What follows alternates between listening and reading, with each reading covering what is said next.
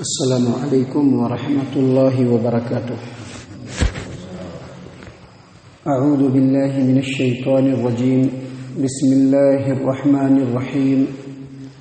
وَلَنَبْلُوَنَّكُمْ بِشَيْءٍ مِّنَ الْخَوْفِ وَالْجُوعِ وَنَقْصٍ مِّنَ الْأَمْوَالِ وَالْأَنفُسِ وَالثَّمَرَاتِ وَبَشِّرِ الصَّابِرِينَ الَّذِينَ إِذَا أَصَابَتْهُم مُّصِيبَةٌ قالوا إنا لله وإنا إليه راجعون أولئك عليهم صلوات من ربهم ورحمة وأولئك هم المهتدون۔ اور البتہ اے مسلمانوں، ہم تم کو ضرور بھی ضرور آزمائیں گے، کچھ خوف کے ذریعے سے، بھوک کے ذریعے سے، مالوں کی کمی کے ذریعے سے، جانوں کی کمی کے ذریعے سے اور پھلوں کی کمی کے ذریعے سے، اور جو صبر کرنے والے ہیں ان کو خوشخبری سنا دیجیے۔ صبر کرنے والے وہ لوگ ہیں کہ جب ان کو کوئی مصیبت پہنچتی ہے تو وہ کہتے ہیں کہ ہم اللہ تبارک و تعالیٰ کی ہی ملکیت ہے اور اللہ ہی کی طرف لوٹ کر کے جانا ہے۔ یہی وہ لوگ ہیں جن کے اوپر ان کے رب کی مہربانی اور رحمت ہے، اور یہی لوگ ہدایت یافتہ ہیں۔ محترم سامعین کرام، سورۃ البقرہ سورہ نمبر 2 اور اسی صورت سے آیت نمبر 155، 156، 157، 155، 156، 157، یہ 3 آیات آپ کے سامنے تلاوت کی گئی، اور ان تینوں آیات کا ترجمہ بھی آپ کے سامنے پیش کیا گیا۔ محترم سامعین کرام، کل کے درس میں ہم نے یہ بتلایا تھا کہ اللہ تبارک و تعالیٰ نے ایمان والوں کو یہ حکم دیا ہے کہ مصیبت، پریشانی اور تنگی کے عالم میں، آزمائش کے وقت میں نماز اور صبر کے ذریعے سے اللہ تبارک و تعالیٰ سے وہ مدد طلب کرے۔ اور اللہ تبارک و تعالیٰ نے یہ فرمایا کہ جو صبر کرنے والے ہیں اللہ تبارک و تعالیٰ ان کے ساتھ ہے، اور ساتھ ہی ساتھ صبر کرنے کا پورا جو ڈیفینیشن ہے، اس کی جو تشریح ہے، اس کی جو تفصیل ہے، ہم نے پورا کا پورا آپ کے سامنے پیش کیا تھا۔ اور ساتھ ہی ساتھ یہ بھی بتلایا تھا کہ اللہ تبارک و تعالیٰ نے یہ فرمایا ہے کہ اللہ کے راستے میں جہاد کرتے ہوئے جو لوگ مر جائیں ان کو مردہ نہ کہو، ان کو شہید کہو، کیونکہ وہ اللہ کے ہاں زندہ ہے۔ کیسے زندہ ہے ہمیں پتہ نہیں ہے، اللہ تبارک و تعالیٰ کے ہاں زندہ ہے۔ اور اللہ تبارک و تعالیٰ نے قرآن کریم میں دوسرے مقام پر کہا ہے کہ وہ اللہ تبارک و تعالیٰ کے ہاں روزی بھی پا رہے ہیں۔ اور روزی کیسے پا رہے ہیں؟ کل میں نے حدیث میں بتلایا تھا کہ جو شہید اور جو ایمان والے جو مومن بندے مر جاتے ہیں، ان کی روحوں کو ہرے پرندوں کے اندر ڈال کر کے جنت میں چھوڑ دیا جاتا ہے، جہاں چاہتے ہیں وہ کھاتے پیتے رہتے ہیں۔ آج جو آیات آپ کے سامنے پڑھی گئی ہے، اس میں جو پہلی آیت کریمہ ہے اور اس کے بعد جو دوسری آیت کریمہ ہے اور تیسری آیت کریمہ، یہ بھی اسی سے ریلیٹڈ ہے۔ پہلی آیت کریمہ میں اللہ تبارک و تعالیٰ یہ خبر دے رہا ہے کہ جو اللہ تبارک و تعالیٰ کے ایمان والے بندے ہیں، اللہ تبارک و تعالیٰ ان کو ضرور بھی ضرور آزمائے گا اور آزماتا رہے گا۔ ابھی جو ایمان والا ہو گیا، جو اللہ تبارک و تعالیٰ کے دامن کو تھام لیا، جس نے توحید کی رسی کو مضبوطی سے پکڑ لیا، جو قرآن اور حدیث کے اوپر عمل کرنا مضبوطی سے شروع کر دیا، اللہ تبارک و تعالیٰ فرماتے ہیں کہ ایسے لوگوں کو اللہ تبارک و تعالیٰ آزماتا رہے گا، آزمائش میں مبتلا کرتا رہے گا۔ اللہ تبارک و تعالیٰ نے قرآن کریم کے اندر سورہ محمد آیت نمبر 31 میں بیان فرمایا، وَلَنَبْلُوَنَّكُمْ حَتَّى نَعْلَمَ الْمُجَاهِدِينَ مِنْكُمْ وَالصَّابِرِينَ وَنَبْلُوَ أَخْبَارَكُمْ، یعنی ہم تم لوگوں کو ضرور بھی ضرور آزمائیں گے، یہاں تک کہ ہم جان لیں گے کہ کون اللہ تبارک و تعالیٰ کے راستے میں جہاد کرنے والے ہیں، کون مصیبتوں پر صبر کرنے والے ہیں، اور تمہارے حالات کو اللہ تبارک و تعالیٰ ہمیشہ جانچتا رہے گا۔ محترم سامعین کرام، اللہ تبارک و تعالیٰ آزمائش کرتا ہے، لیکن آزمائش میں بھی جو اللہ تبارک و تعالیٰ کے بہت قریبی بندے ہوتے ہیں، اللہ تبارک و تعالیٰ ان کو زیادہ آزماتا ہے۔ اللہ کے رسول صلی اللہ علیہ وسلم کی حدیث ہے، جو اس سے پہلے بھی آپ کے سامنے بیان کی جا چکی ہے، کہ اللہ کے رسول صلی اللہ علیہ وسلم نے فرمایا کہ سب سے بڑی اور سب سے سخت آزمائش جو ہوتی ہے وہ نبیوں کی ہوتی ہے، کیونکہ وہ اللہ کے بڑے قریب ہوتے ہیں، اور پھر جو جتنا قریب ہوگا اس کی ویسے ہی آزمائش ہوگی۔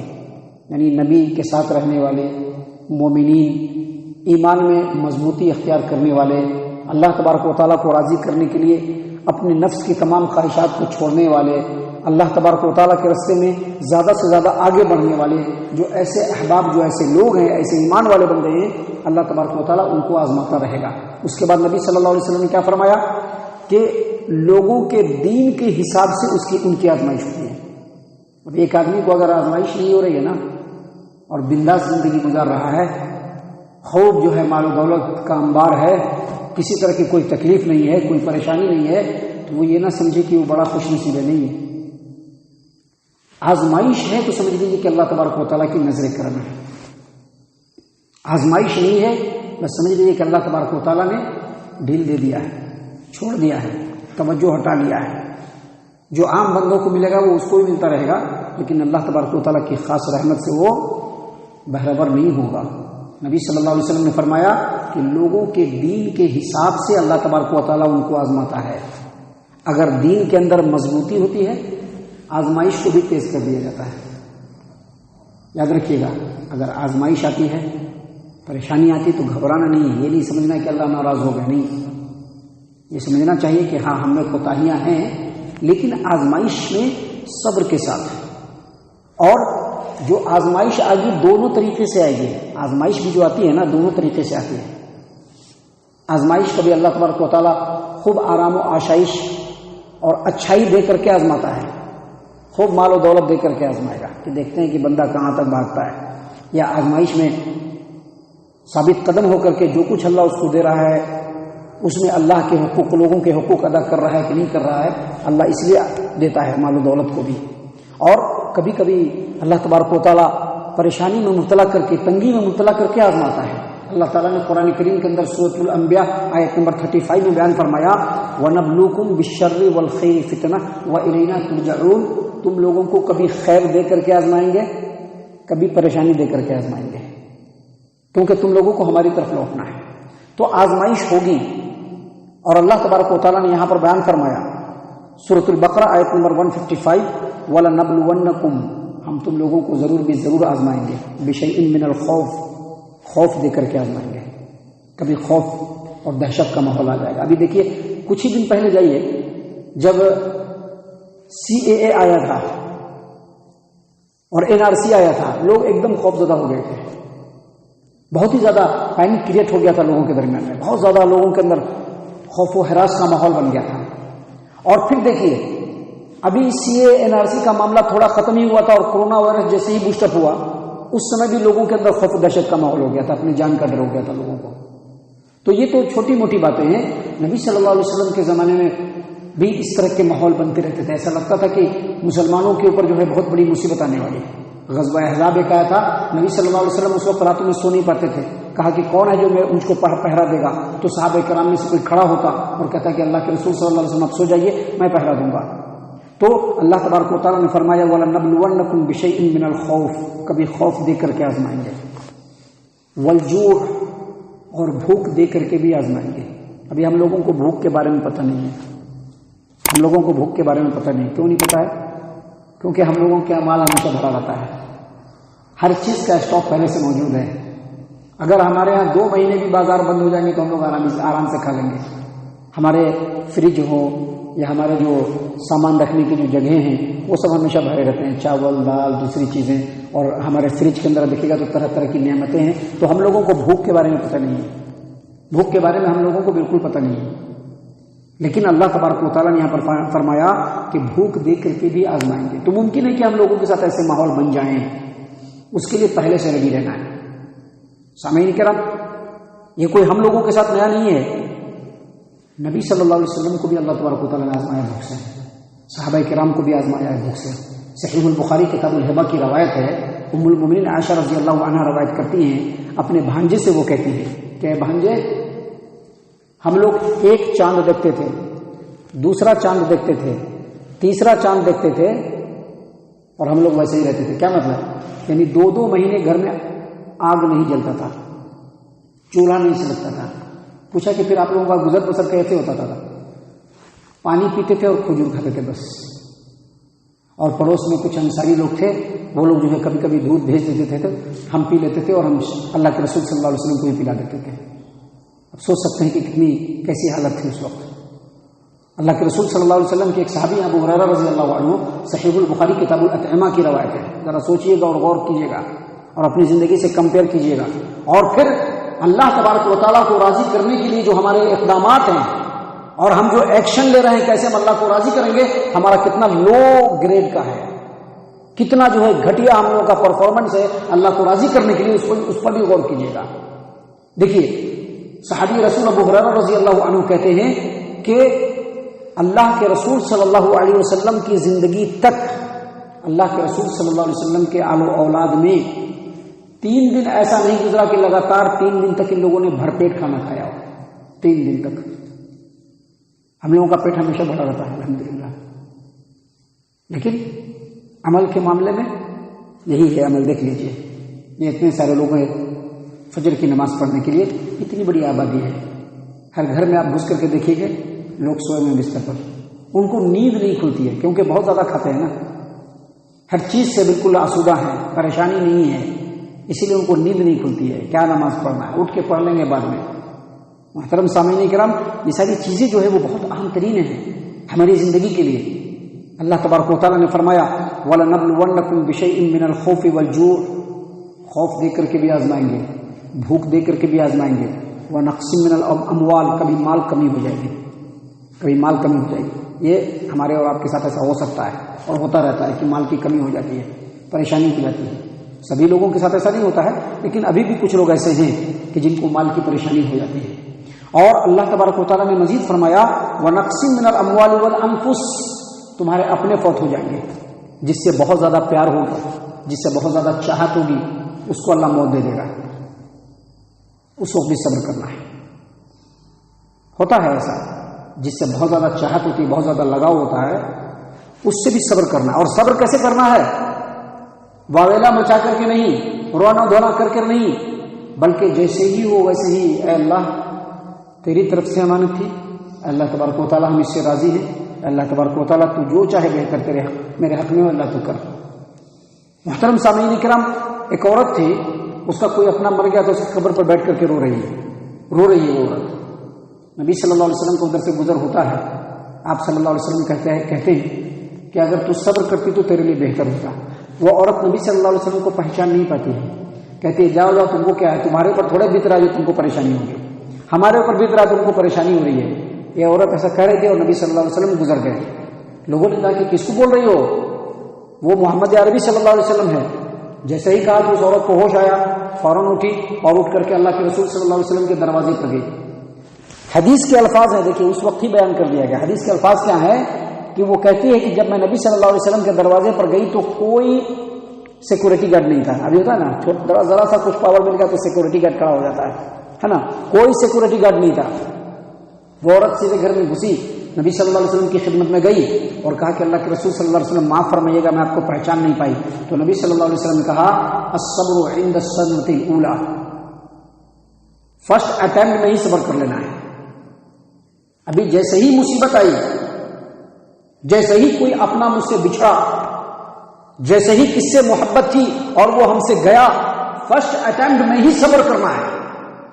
یہ نہیں کہ رو دھو کر کے 2 دن کے بعد، 4 دن کے بعد، 10 دن کے بعد جو صبر آ رہا ہے اس کو صبر نہیں کہتے، اس کو فرسٹ اٹیمپٹ میں ہی اللہ تیرا فیصلہ تھا، تیری امانت تھی، تو لے گیا، اے رب العالمین ہم راضی ہیں۔ اللہ تبارک و تعالیٰ نے اسی بات کو یہاں پر بیان فرمایا کہ ہم تم کو آزمائیں گے، کبھی خوف دے کر کے، کبھی بھوک دے کر کے، کبھی مالوں کی کمی سے، کبھی تمہارے اپنے جو ہے موت کا جام نوش کر لیں گے، اور کبھی پھلوں کی کمی سے، لیکن ایسے وقت میں صبر کرو گے تو اللہ نے فرمایا وبشر الصابرین، صبر کرنے والوں کو آپ خوشخبری سنا دیجیے کہ ان کو اللہ تبارک و تعالیٰ ان سے راضی ہو گیا ہے، اللہ تبارک و تعالیٰ اپنی رحمت میں اس کو پناہ لے لیا ہے، اللہ تبارک و تعالیٰ ایسے لوگوں کو سلام کرے گا۔ محترم سامعین کرام، آگے اللہ تبارک و تعالیٰ نے فرمایا کہ صبر کرنے والے لوگ کون ہیں؟ صبر کرنے والے لوگ کون ہیں؟ صبر کرنے والے لوگ وہ ہیں اذا اصابتهم مصیبہ، کہ جب ان کو کوئی مصیبت پہنچتی ہے، کوئی تکلیف پہنچتی ہے، کوئی آزمائش پہنچتی ہے، تو وہ کیا کہتے ہیں؟ انا للہ و انا الیہ راجعون، انا للہ و انا الیہ راجعون۔ صرف موت پہ ہی نہیں، کچھ بھی نقصان ہو کہیے انا للہ و انا الیہ راجعون، اللہم اجرنی فی مصیبتی واخلف لی خیرا منہا۔ صحیح مسلم کتاب الجنائز باب ما یقال عند المصیبہ کے اندر یہ روایت ہے جو ابھی ہم آپ کے سامنے پیش کریں گے انشاءاللہ۔ اللہ تبارک و تعالیٰ نے فرمایا کہ صبر کرنے والے وہ ہیں کہ جب بھی ان کو مصیبت پہنچتی تو کیا کہتے ہیں؟ انا للہ و انا الیہ راجعون. اور اس کے بعد اللہ تبارک و تعالیٰ نے فرمایا اولئک علیہم صلوات من ربہم ورحمہ، یہی وہ لوگ ہیں جن کے اوپر اللہ تبارک و تعالیٰ کی مہربانی ہے اور رحمت ہے.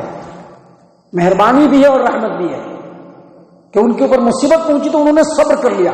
یہی وہ لوگ ہیں جن کے اوپر ان کے رب کی طرف سے مہربانی بھی ہے اور رحمت بھی ہے، اور یہی لوگ ہدایت یافتہ ہیں.